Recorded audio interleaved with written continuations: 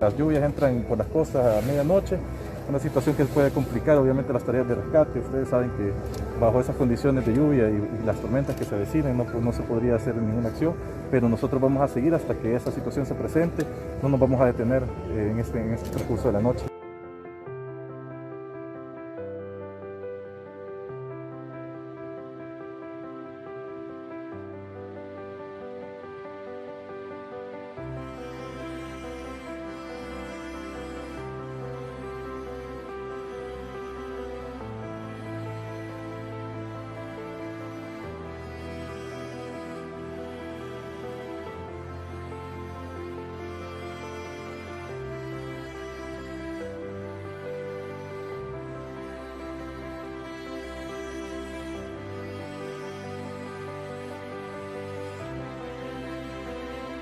Pero nosotros vamos a seguir trabajando porque tenemos fe de que las cosas pueden suceder. Hay milagros que se han dado muchísimas veces y nosotros estamos buscando aquí un milagro.